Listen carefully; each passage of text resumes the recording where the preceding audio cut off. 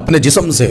ہتھیاروں کو اتار کر اللہ کے نبی صلی اللہ علیہ وسلم نے رکھ دیا، غسل فرمایا۔ جب خندق کی جنگ کے بعد واپس آئے نا، یعنی خندق میں فتح مل گئی، تو جبرائیل علیہ السلام آ گئے، اللہ کے نبی صلی اللہ علیہ وسلم کو آواز دی، یا رسول اللہ صلی اللہ علیہ وسلم، آپ نے ہتھیاروں کو اتار دیا، آپ نے سمجھا کہ جنگ ختم ہو چکی ہے،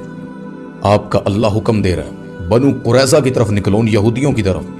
جنہوں نے دشمن کا یعنی کفار مکہ کا ساتھ دیا، آپ نے ان کا مقابلہ کر، ایک جنگ ابھی ختم ہوئی ہے، اتنے دن کا محاصرہ اور ٹینشن کے بعد، یعنی میرا رب جب چاہے انسان کو دوبارہ کسی مشن پر، کسی کام پر، کسی نیکی پر اللہ لگا سکتا ہے۔ وہ نبی کو اگر ایک جنگ کے بعد دوسری جنگ کے لیے بلا سکتا ہے تو ہم عام انسانوں کو وہ ایک نیکی کے بعد دوسری فی الفور کرنے کا کیوں نہیں کہہ سکتا؟ ہم نے ذہن مطمئن کر لیا، اگر رمضان کے روزے رکھے ہیں، زکاتیں تب دے دی تھیں، مال دے دیا، قربانی پر اچھا جانور لا کر ذبح کر لیا، 5 نمازیں پڑھتے ہیں، جمعہ پڑھ لیا، بس جلسہ سنا تو اب مہینہ گزر جائے گا نیکیوں میں۔ وہ نیکی کے عمل، اللہ کی قسم آپ نے زکات دے دی،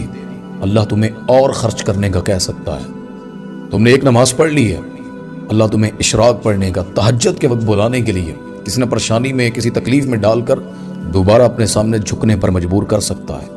تم بیت اللہ کے سفر پر ہو، حج کرنے جا رہے ہو، راستے میں کسی ایسی نیکی کو کروانا، یعنی وہ خود بڑی نیکی ہے،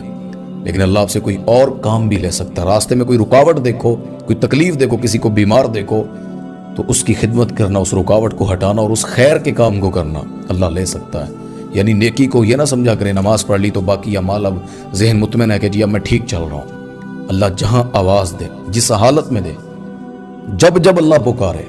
اللہ کی آواز پر لبیک کہنا یہ مومن کا حق ہوتا ہے۔